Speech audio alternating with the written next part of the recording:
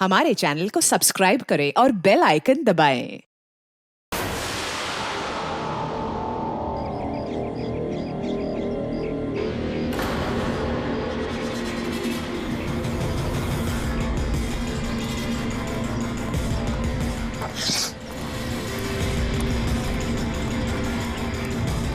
ए, रुको, कौन हो तुम?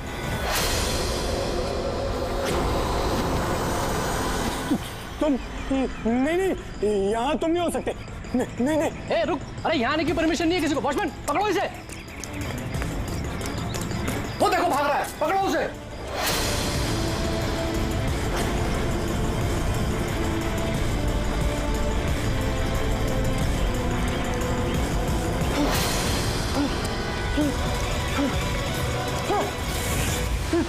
तुम यहाँ भी नहीं नहीं नहीं, तुम यहाँ नहीं हो सकते। नहीं नहीं।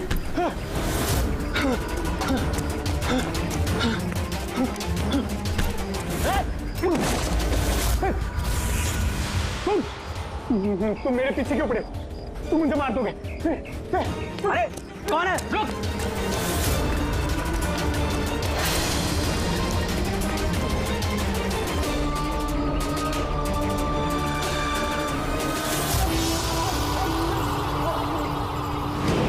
परेश, तुम कहाँ हो? मैं तुम्हारी मदद करने आया हूँ। देखो, डरो नहीं, सामने आओ। मैं तुम्हें उससे बचा लूंगा। कुछ नहीं कर पाएगा वो तुम्हारा। सामने आओ परेश।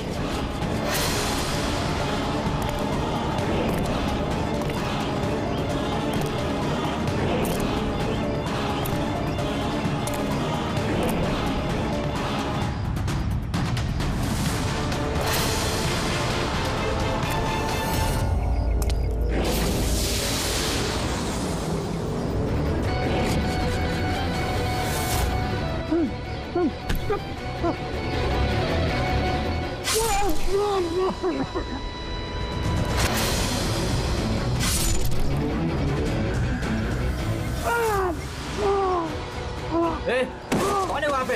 हाँ?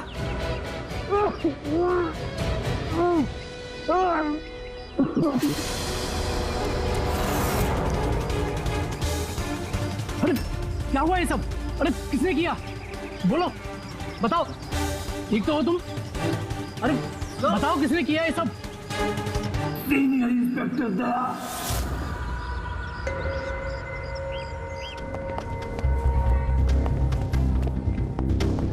हाँ डॉक्टर साहब, पेशेंट खतरे के बाहर है, लेकिन अभी भी बेहोश है। कौन है, कुछ पता चला? हाँ, इसका नाम परेश है, लेकिन अभी तक बेहोश है। होश में आने के बाद आप लोग मिल सकते हैं। ठीक है डॉक्टर साहब, थैंक यू। वैसे आपने हमें क्यों बुलाया? इनके कारण। इनका कहना है कि हमला करने वाला आप ही की टीम का है। What? क्या बकवास कर रहे हैं आप? सीआईडी का काम होता है आम आदमी को मुजरिमों से बचाना, हमला करना नहीं, समझे आप? सब सच बकवास ही लगता है, लेकिन ये बकवास नहीं है, क्योंकि पीड़ित ने खुद मुझसे कहा है। क्या बताया उसने? किसने हमला किया उस पर, बताओ। दया। What? क्या क्या बोल क्या रहे हो? मैंने उस पर हमला किया? हाँ, उसने मुझसे यही कहा है कि आपने ही उस पर हमला किया है और आप उसे जान से मारना चाहते हो। क्या? मैं उसकी जान लेना चाहता हूँ? हाँ सर, मुझे लगता है कि आपको दया को अरेस्ट कर लेना चाहिए। हमें हमारा काम बताने की जरूरत नहीं है, समझे आप? मुझे पता था कि आप अपने कलीग का ही साथ देंगे। देखा, चोर चोर मौसेरे भाई। ज्यादा जज मत बन, समझा? और तुम्हारी सर्टिफिकेट की जरूरत नहीं है हमें। परेश को कैसे जानते हो तुम? मैं उसे नहीं जानता सर। तो फिर? सर, ये हमारी कंस्ट्रक्शन साइट पर हमें मिला था। हमें देखकर ऐसे बिहेव कर रहा था कि जैसे इसने कोई भूत देख लिया हो, और फिर एकदम से अंदर भाग गया।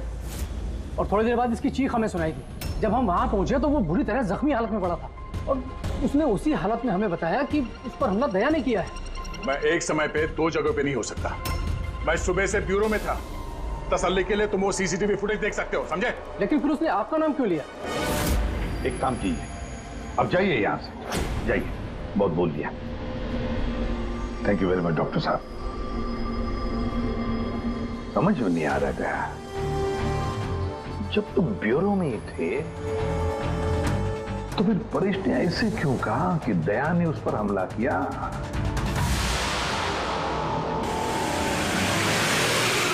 एक बात बताइए, जब आप लोगों ने यहाँ पे परेश को जख्मी हालत में देखा था तो उसके साथ में कोई था या किसी को आते जाते देखा हो?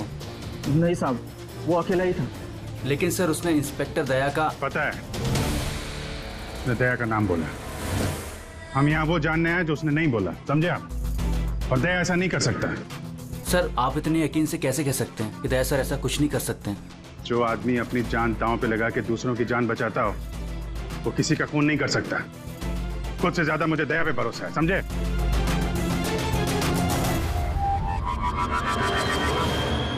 आसपास चेक करते हैं, शायद कोई सबूत मिल जाए।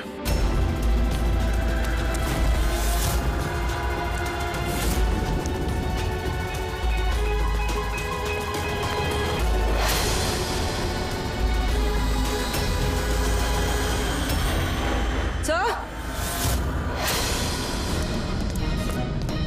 हाँ? सर ये देखिए। ओह नो, है कौन ये? जिंदा है? हेलो एम्बुलेंस, भैया मालमणी के पास अंडर कंस्ट्रक्शन बिल्डिंग है, वहां पे भेजो जल्दी। तुम लोग जानते हो इसे? ये तो सुबह सर है, ये 2-3 बार पहले फ्लैट देखने आ चुके हैं। लेकिन सर इसे हुआ क्या है? शायद ऊपर से गिरा है।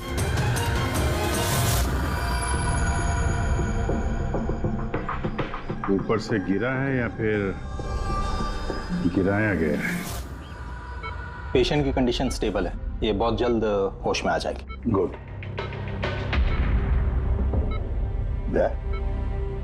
क्या हो गया? इसे तुम ऐसे क्यों देख रहे हो? जानते हो इसे? साहब, अभिजीत तुम यहाँ क्या कर रहे हो?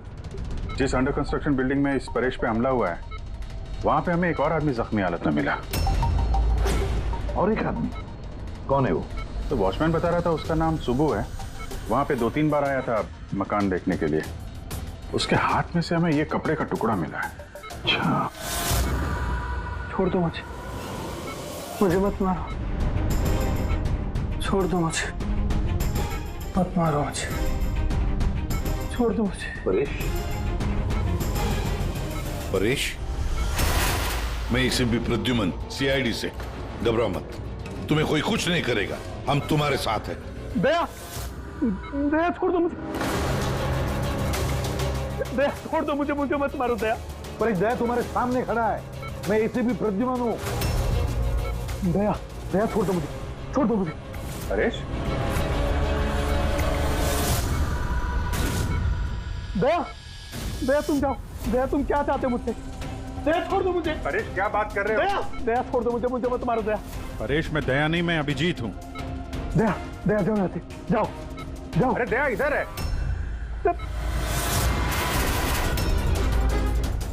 दया छोड़ दो मुझे, मुझे मत मार दो दया।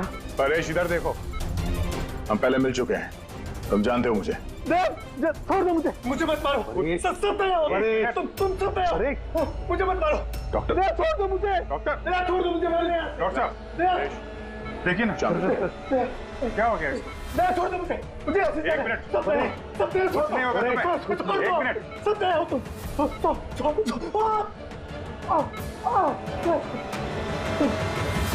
सब दया हो तुम सब दया हो, तुम सब दया हो।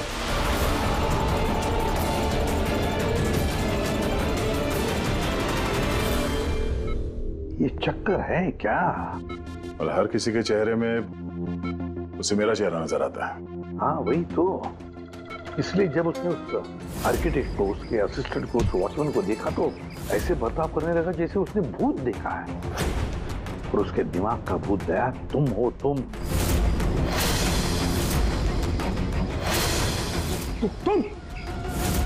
और इसीलिए उसे लगता है कि तुमने उस पर हमला किया है, क्योंकि हमलावर में भी वो तुम्हें ही देख रहा होगा। तो मेरी समझ में ये बात नहीं आ रही सर कि मेरा ही चेहरा क्यों? दया, तुम कह रहे थे ना इसे तुम पहले से जानते हो, कैसे? सर लगभग 15 साल पहले मैंने इसे गिरफ्तार किया था सर। हाँ, और 2 साल पहले ये जेल से छूट गया। और पिछले 2 साल में अलग अलग केस में मैंने इसे 2 बार अरेस्ट किया सर। अभिजीत, ये परेश पुराना मेहमान दया था। पर परेश पे हमला किया किसने और क्यों?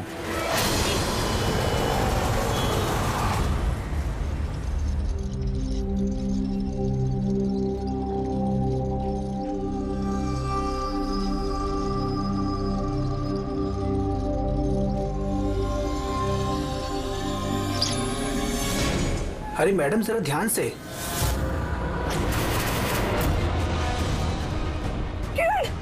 कौन किरण?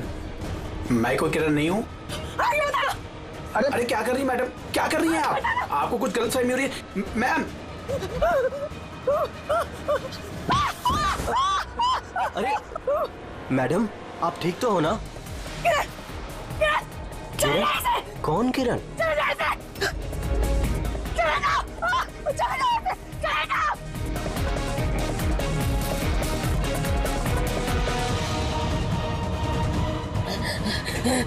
अरे मैडम क्या हुआ, आप ठीक तो है ना? किरण, नहीं छोड़ूंगी मैं तुम्हें जान से मारूंगी, नहीं छोड़ूंगी। ये क्या किया आपने?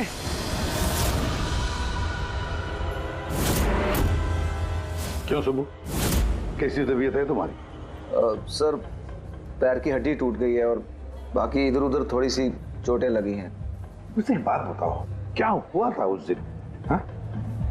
वो आदमी सीढ़ियों से भाग रहा था जब मैं उससे टकराया, और जब मैंने उसके हाथ में चाकू देखा तो मैंने शोर मचाया और उसे पकड़ने की कोशिश की, लेकिन तब उसने मुझे धक्का दे दिया और मैं नीचे गिर गया। उसके बाद सर कुछ याद नहीं। सुबह, तुम्हारे हाथ में से हमें वो जो एक कपड़े का टुकड़ा मिला था लाल कलर की चौकड़ी का, क्या वो उस आदमी की शर्ट का टुकड़ा था? जी सर, शर्ट पहना था उसने वो, और हाथापाई के दौरान शायद वो मेरे हाथ में आ गया था। अच्छा ये बताइए, उस आदमी का चेहरा देखा था? सब कुछ इतनी जल्दी में हुआ कि कुछ याद नहीं। ठीक है, अब तुम जाओ, अगर जरूरत पड़े तो हम तुमसे फिर मिलेंगे, ठीक है? जी सर, थैंक यू सर। जाओ।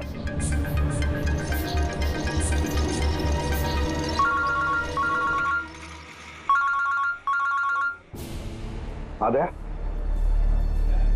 क्या? कहां पर? अच्छा ठीक है, मैं अभिजीत और पूर्वी को भेजता हूं उधर। हाँ हाँ, अभी अभी। यस। क्या हुआ सर? दया बता रहा था कि किसी सुपरमार्केट में एक औरत आसपास के सभी लोगों पर हमला कर रही थी और हर एक को किरण किरण किरण नाम से पुकार रही थी। कोई मेरे सामने नहीं आएगा, मैं किसी को नहीं छोड़ूंगी, मैं सबको जान से मार दूंगी। चले जाओ यहाँ से, कोई मेरे सामने नहीं आएगा। तुम सब की रौनक, मैं किसी को नहीं छोड़ूंगी। चले जाओ यहाँ से, चले जाओ, मैं बोल रही, चले जाओ। मैडम एक मिनट, इधर आइए आप लोग इधर आइए सब लोग। देखिए मैडम, हम लोग सीआईडी से हैं, आपकी मदद करने के लिए आए हैं, ठीक है? ये चाकू हमें दीजिए। तुम्हें किरण हो? देखिए मैडम, मैं किरण नहीं हूँ, मैं इंस्पेक्टर अभिजीत हूँ। मैं तुम्हें भी जान से मार दूंगी, मैं नहीं छोड़ूंगी। आप प्लीज नहीं छोड़ूंगी। चाकू रखिए। तुम भी किरण हो, मैं बोलती हूँ, मार दूंगी तुम्हें जान से। क्या हुआ? सॉरी। Oh no. अरे क्या हो गया? ये औरत गिर कैसे गई? क्या हुआ? हटिए, आजा। एक्सक्यूज मी, हटिए, पीछे हटिए। एक मिनट पीछे आइए।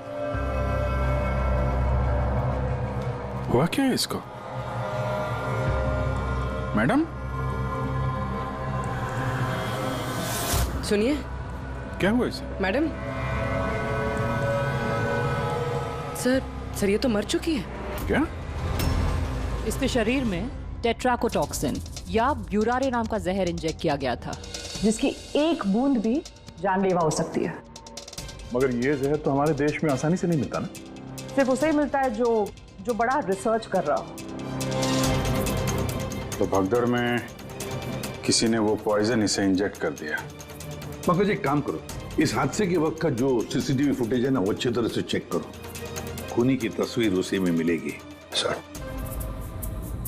और सर, इस परेश का क्या? इसे हर जगह मैं ही क्यों दिखता हूँ? सालू के साहब, मुझे तो ये केमिकल की बहुत बड़ी गड़बड़ लग रही है। ठीक कह रहे हो फ्रेडी। बॉस, ये वाकई किसी खास केमिकल की वजह से, क्योंकि मुझे इसके और परेश के दिमाग में एक अलग किस्म का केमिकल मिला है। तुम्हारे कहने का मतलब है कि इसी केमिकल की वजह से इन दोनों का बर्ताव एक जैसा है और एक ही चेहरा इन दोनों को दिखता है। हाँ बॉस, और मैं इस केमिकल को और डिटेल में समझने की कोशिश कर रहा हूँ। मतलब जब तक इस परेश के दिमाग पर इस केमिकल का असर रहेगा, हमें कोई जवाब नहीं मिलेंगे। और अभिजीत, ये कपड़े का टुकड़ा जो आपने हमें दिया था, इसमें से भी हमें कुछ मिला है। कमाल है तारिका जी, आज तो फोरेंसिक में एक के बाद एक सबूतों का खजाना हाथ लग गया है। क्या मिला क्या आपको? ये कॉटन का कपड़ा है और इसके रेशो में आटे के कुछ ट्रेसेस मिले। आटा? सिर्फ आटा? सिर्फ आटा। हाँ वाकई खजाना तो हाथ लगा है। आटा। सर ये फोटोग्राफ है सर। ये जितने भी लोग हैं इनमें से किसी ने उन्हें पॉइजन का इंजेक्शन दिया सर। अब और एक काम करो, ये जितने सारे लोग हैं ना, इन सब की मूवमेंट ट्रैक करो। शॉपिंग मॉल में खून होने से पहले ये लोग कहाँ थे, कहाँ से आए, क्या क्या कर रहे थे, और खून होने के बाद में देखो ये लोग कहाँ कहाँ गए। ओके?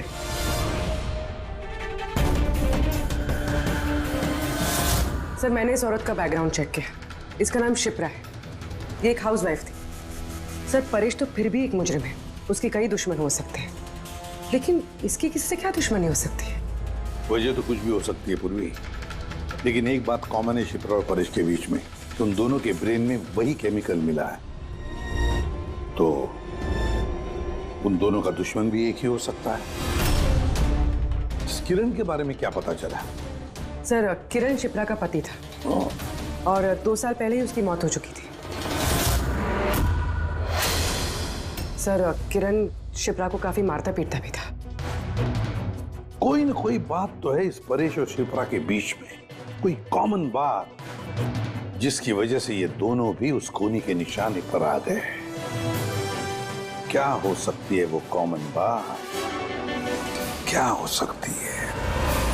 सर मैं परेश के पड़ोस में पिछले 5 साल से रहता हूँ, पर अजीब बात है सर, ना मैंने उसे कभी देखा, ना कभी मुलाकात हुई। और कोई नहीं है परिवार में उसके? सर उसके पिताजी थे, जिनकी मौत तब हो गई थी जब वो जेल में था, और कोई नहीं है। सर शिप्रा का हस्बैंड बहुत स्ट्रिक्ट था। वो उससे मिलना तो दूर, किसी से बात तक करने अलाउ नहीं करता था। इनफैक्ट वो तो उसको मारता पीटता भी था। सर उसके हस्बैंड के डेथ के बाद ना मैंने बहुत कोशिश की कि मैं उससे बात करूं, उससे पूछूं, लेकिन उसने इंटरेस्ट नहीं रखा। अच्छा, उसका कोई करीबी दोस्त, कोई रिश्तेदार नहीं था क्या? सर मुझे नहीं लगता कि होगा। ऐसे शिप्रा और परेश दोनों की जिंदगी में एक बात कॉमन, दोनों जिंदगी में अकेले थे, ना कोई दोस्त ना कोई रिश्तेदार। सर दोनों में एक चीज कॉमन है। क्या? सर हमने परेश और शिप्रा का कंप्यूटर चेक किया, तो उनकी कंप्यूटर हिस्ट्री से पता चला है कि दोनों ने ही ऑनलाइन सपोर्ट ग्रुप ज्वाइन किया था। अच्छा, ऑनलाइन सपोर्ट ग्रुप मतलब? सर ये ग्रुप्स है जो डिप्रेशन, लोनलीनेस, ड्रग एडिक्शन और अल्कोहलिज्म में फंसे होते हैं, उनकी काउंसलिंग करता है और उनकी मदद करता है। सर शिप्रा ने 2 हफ्ते पहले ही एक ऐसा ग्रुप ज्वाइन किया था जो शादीशुदा जिंदगी में परेशान लोगों की मदद करता है, और परेश ने अपने अकेलेपन से निकलने के लिए पिछले महीने ही ऐसा ग्रुप ज्वाइन किया था। अजीब इत्तेफाक है, दोनों ने ऑनलाइन ग्रुप ज्वाइन किया और दोनों को एक ही तरीके की परेशानी हुई। कुछ पता चला इस ग्रुप के बारे में? सर हमारा साइबर एक्सपर्ट राज इस ग्रुप को ट्रेस करने की कोशिश कर रहा है, जल्दी कुछ पता चल जाएगा। सर सर शिप्रा का खून इसी आदमी ने किया। जिस वक्त उसका खून हुआ था उस वक्त जितने भी लोग मौजूद थे, ये सबसे ज्यादा अजीब है सर। जिस वक्त अभिजीत सर और पूर्वी सुपरमार्केट पहुंचे थे, ठीक उसी वक्त ये आदमी वहां पहुंचा था सर, और भीड़ में घुस गया था, और जब शिप्रा की मौत हुई तो फटाफट वहां से भाग गया। रेडी, काम करो, हमारा डेटाबेस चेक करो, शायद इसके बारे में कुछ पता चले, कोई लीड मिल जाए। इसका मतलब है सर, ये खूनी सुपरमार्केट में कुछ खरीदने नहीं बल्कि शिप्रा को मारने के लिए आया था।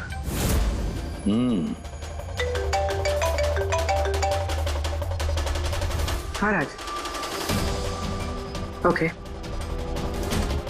ठीक है, तो तुम मुझे एड्रेस एसएमएस कर दो।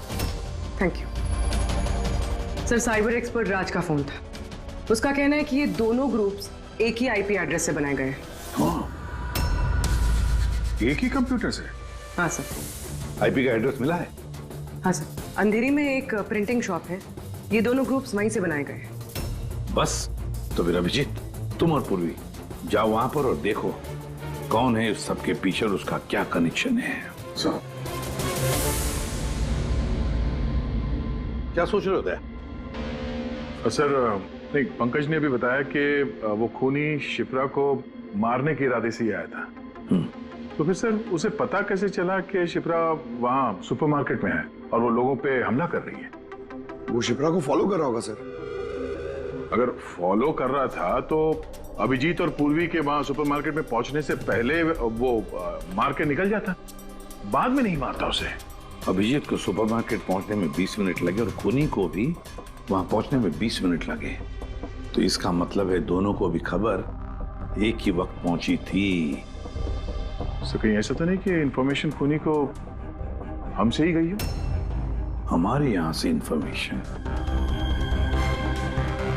हाँ हो सकता है। देख कहीं ऐसा तो नहीं कि जब हम परेश को देखने गए थे हॉस्पिटल में, उस वक्त खूनी वहां पर मौजूद था और उसने मेरी बातें सुन ली हो? खूनी हॉस्पिटल में कर क्या रहा था? परेश खूनी के हाथों पहले तो बच गया था। हो सकता है खूनी अपना अधूरा काम पूरा करने हॉस्पिटल आया था, परेश को खत्म करना चाहता था इसलिए।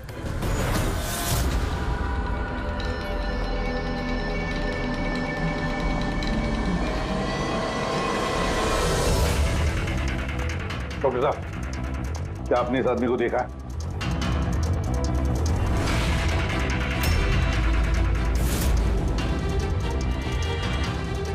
भाई साहब, ये आदमी को देखिए जरा, इस हॉस्पिटल में इसको देखा है कहीं?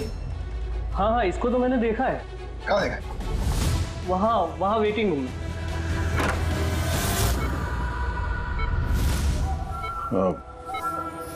यहाँ कोई आया था क्या? नहीं सर, यहाँ कोई नहीं आया। ठीक। हाँ दे सर, परेश तो ठीक है पर वो खूनी अभी तक दिखा नहीं। कहीं तो चुप कर बैठा ही है, सही वक्त का इंतजार कर रहा है। वेटिंग रूम में भी चेक किया सर, अभी कोई नहीं है। तो यही पता है, पर कहाँ छुप कर बैठा है ये?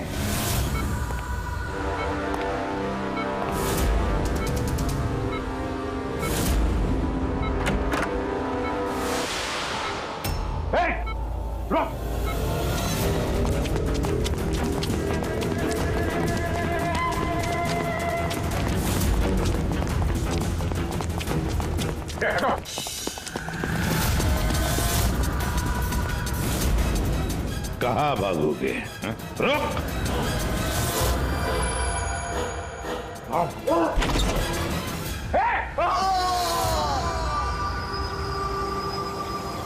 My God! हाँ भाई, क्या मिला? सर ये दोनों साइड डिलीट किए जा चुके हैं, अब वो ऑपरेशनल नहीं है। मतलब अपराधी ने सबूत मिटा दिया? जी सर, पर सर कुछ इंटरेस्टिंग चीजें मेरे हाथ लगी है। क्या? ये देखिए सर, इसी आईपी एड्रेस से, इसी कंप्यूटर से उस तरीके के 6 और ऑनलाइन सपोर्ट ग्रुप बनाए गए हैं। तो लोगों को फंसाने के लिए ऐसे कई ग्रुप बनाए गए हैं? बिल्कुल सर। सर बाकी ग्रुप डिटेल में चेक कर लेता हूँ। मतलब सर, परेश और शिप्रा के अलावा और भी कई लोग हैं जिन्हें इन लोगों ने फंसाया है। मगर सर मकसद क्या हो सकता है इस तरह से साइट बना के लोगों को टारगेट करने का? वही केमिकल से रिलेटेड कुछ होगा। ये कुछ मिला रजिस्टर में? हाँ सर। सर पिछले 3 महीनों में 85 लोगों ने एक कंप्यूटर यूज किया है। सबकी डिटेल्स चेक करनी पड़ेगी। ठीक है। सर ये देखिए 6 में से 5 ग्रुप डिलीट किए जा चुके हैं, लेकिन अभी भी एक सपोर्ट ग्रुप एक्टिव है और अभी भी उसे कोई ऑपरेट कर रहा है। Enhancing the life of lonely people, मतलब साफ है, ग्रुप बनाया जाता है, तना लोगों को फंसाया जाता है और बाद में ग्रुप डिलीट। तो अब उन्हें एक और शिकार की जरूरत है। एक आइडिया है कुछ पता चला इस आदमी के बारे में? फिलहाल तो कुछ नहीं। वॉलेट के अलावा इसके पास कुछ भी नहीं मिला है, मोबाइल फोन तक नहीं। तो हमारे पास कोई सुराग नहीं है। दया, ये केस दिखता उतना सिंपल नहीं है, बहुत बड़ा षड्यंत्र है ही है। कई सारे लोग इसमें इन्वॉल्व है। ये तो इस खेल का मोहरा लग रहा है सर, कोई भाड़े का। और इस केस का मास्टरमाइंड अभी भी आजाद घूम रहा है, अपने नए शिकार की तलाश में होगा। जल्द से जल्द ढूंढना होगा सर इसे। हाँ पंकज, आराम से। बस खड़े। ये क्या ही था उनके? सर आप ये क्या खेल खेल रहे हैं पंकज के साथ? नहीं नहीं, ये कोई खेल नहीं है। बस मैंने बताया था ना, ये केस बहुत ही पेचीदा है, बड़ा कॉम्प्लेक्स है। याद है ना, मैंने बताया था उस परेश के और उस शिप्रा के दिमाग में मुझे एक अलग तरीके का केमिकल मिला था। हाँ, मैंने उस केमिकल को रिप्लिकेट किया और इस पंकज के शरीर में इंजेक्ट कर दिया। What? तू पागल हो गया फारूक है? अगर इसे कुछ हो गया तो? अरे कुछ नहीं होगा यार, बिलीव मी, मैं पागल हूं क्या?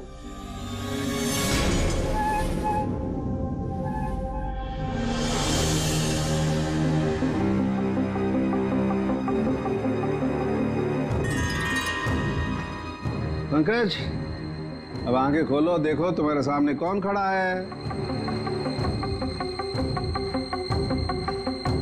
तो फ्रेडी सर है। ग्रेट, ये फ्रेडी सर है ना। अब इस तरफ देखो पंकज, यहां कौन खड़ा है?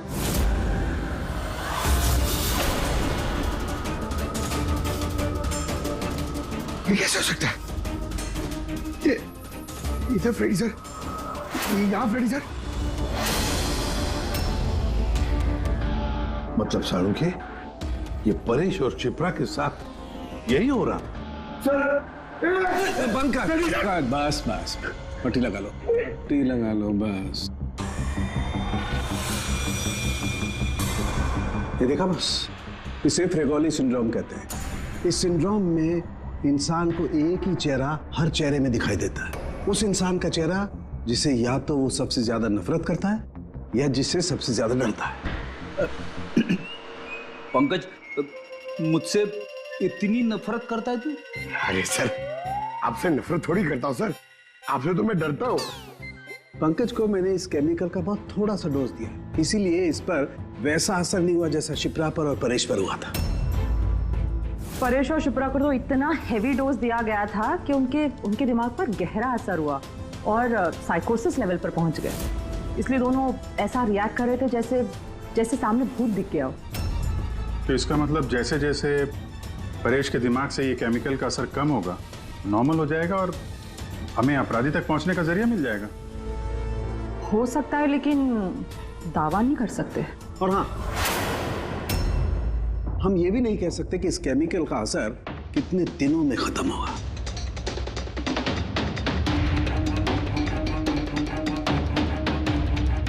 अगर हम परेश के ठीक होने का इंतजार करेंगे तो बहुत देर हो जाएगी। हमें कोई और तरीका ढूंढना होगा, कोई और तरीका। हाँ पूर्वी। सर, मैंने वो ऑनलाइन ग्रुप पे रजिस्टर कर लिया और डिटेल्स भी एकदम परेश और शिप्रा की तरह दी है। नो फ्रेंड्स, नो फैमिली, एकदम अकेले। उन लोगों को ऐसे लोगों की तलाश है। ये तुम्हारा ट्रैकर, इससे पता चलता रहेगा तुम्हारे मूवमेंट के बारे में।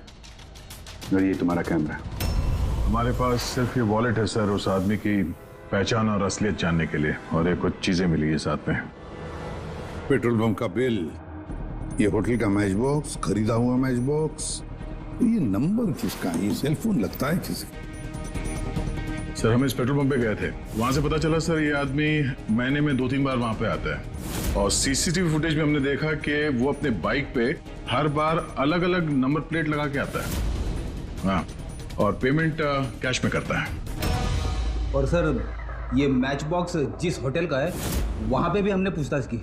वो आदमी महीने में 5-6 दफ़ा खाना खाने आता है और पेमेंट भी कैश से करता है। सर ये नंबर के बारे में आप पूछ रहे थे सर, ये बार में एक लड़की है जो काम करती है उसका है। वो कह रही थी कि उस आदमी का नाम अशोक है और 1-2 बार उनसे बात हुई है, फिर वो गायब हो गया सर। मतलब हमारे पास इस अशोक के बारे में सिर्फ इतनी इंफॉर्मेशन है।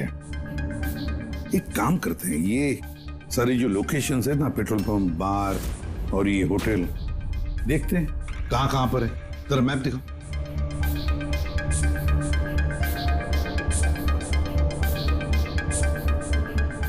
ये वो जगह है जहाँ पे वो पेट्रोल पंप है। सर यहाँ पे बाहर है सर। और सर ये होटल है।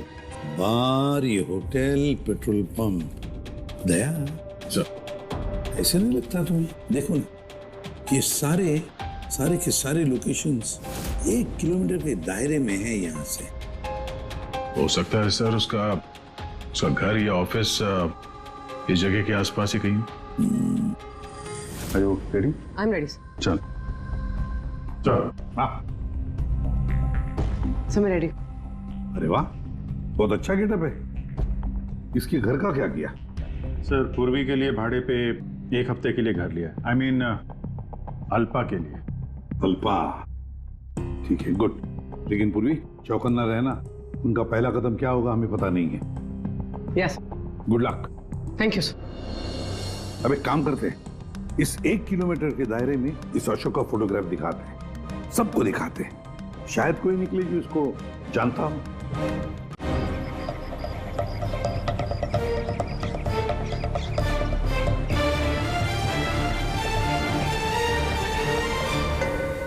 पूर्वी। हाँ सर। चौकन्ना रहना। सर यहाँ पे तो सब ठीक है।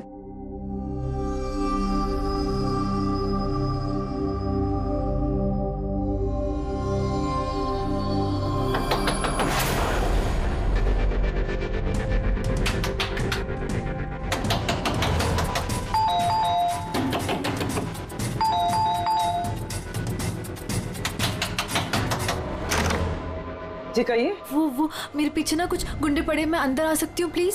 1 मिनट। हाँ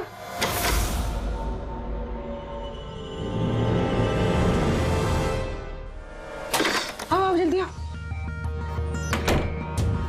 क्या क्या क्या हुआ क्या तुम्हें?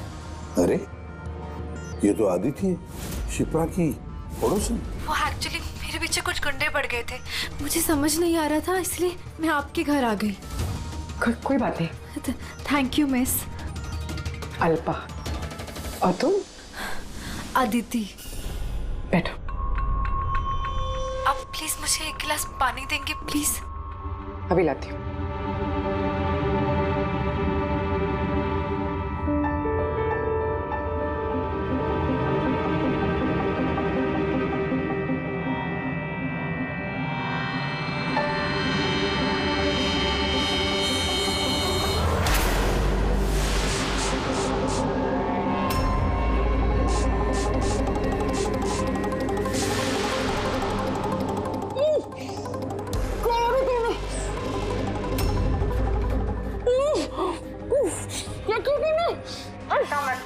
कुछ ऐसा नहीं किया, ज्यादा दर्द नहीं दूंगी तुझे मैं। पूर्वी,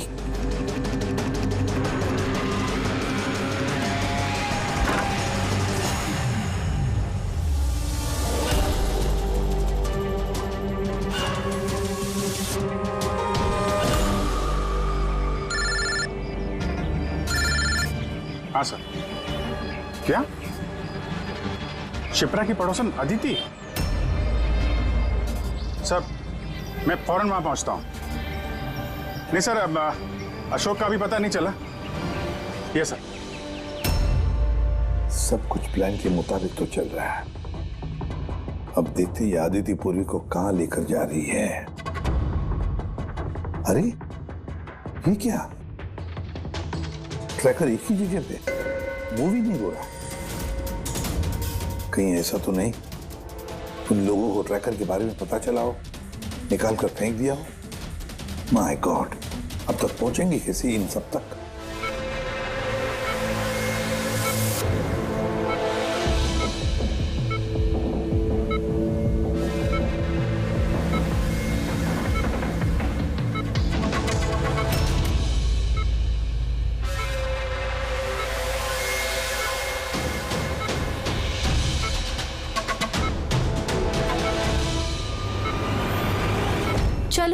तुम्हारे दवा का वक्त हो गया है, अब अच्छे बच्चे की तरह दवा लो। और तुम बिल्कुल भी टेंशन मत लेना, तुम्हें ज्यादा दर्द नहीं दूंगी। कौन है तुम? छोड़ो मुझे, छोड़ो मुझे। चिंता मत करो, मैं तुम्हें दर्द नहीं दूंगी। छोड़ो मुझे।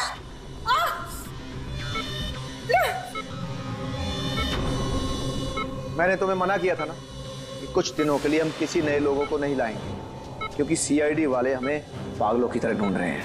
हमारी कोई भी लापरवाही हमें बहुत महंगी पड़ सकती है।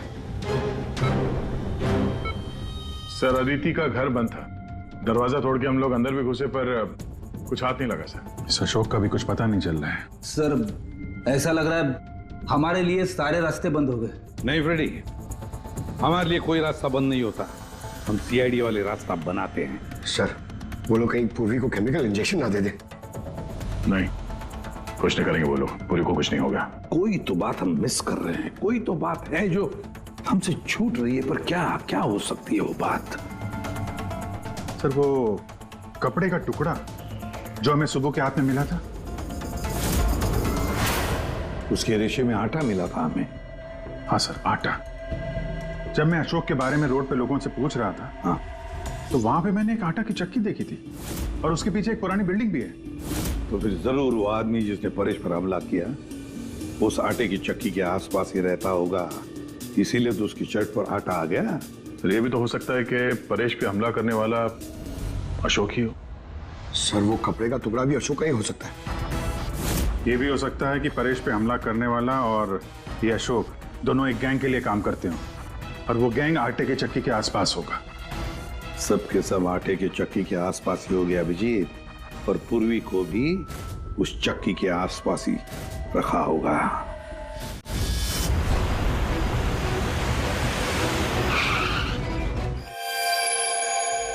कोई अपने जगह से नहीं लेगा, कोई भी नहीं। पूर्वी कहाँ है? अदिति, पूर्वी कहाँ है?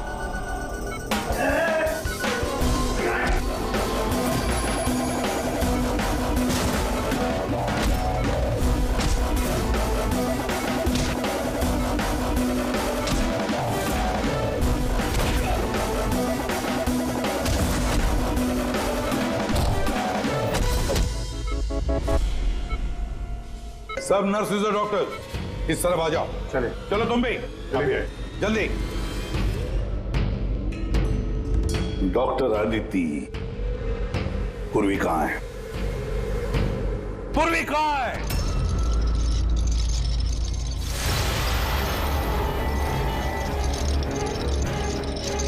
तुम्हारी पूर्वी मेरे पास है एसीपी।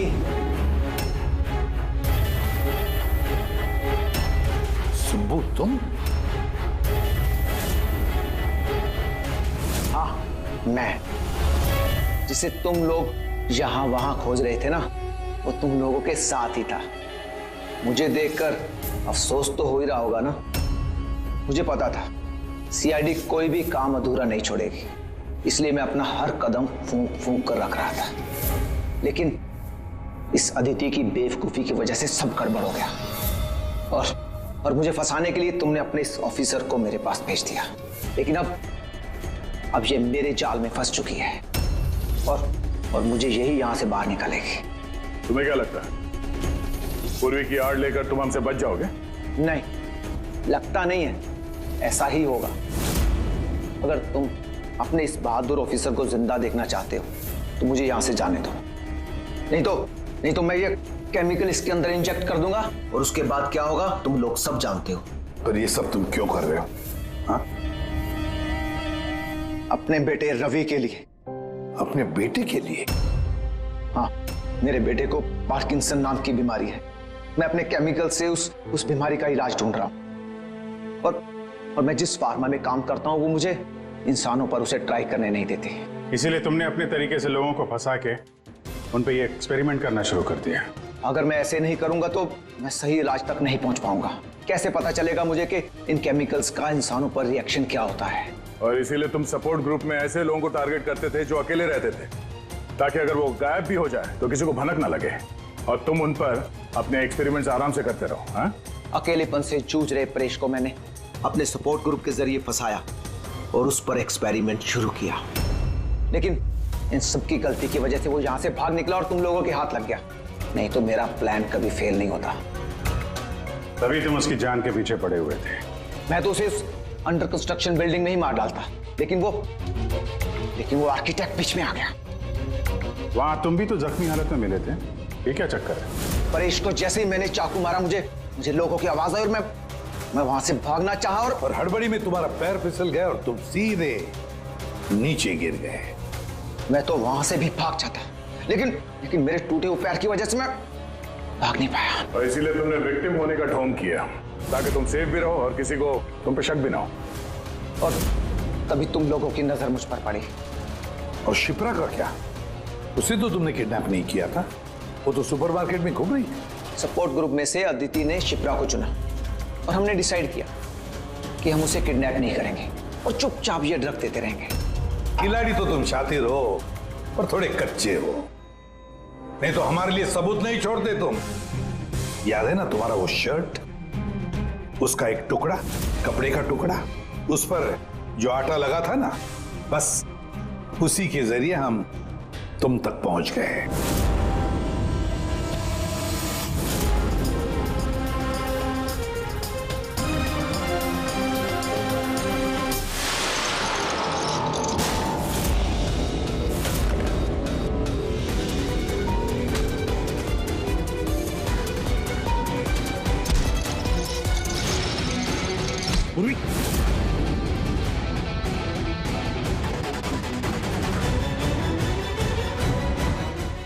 देखो, हाँ?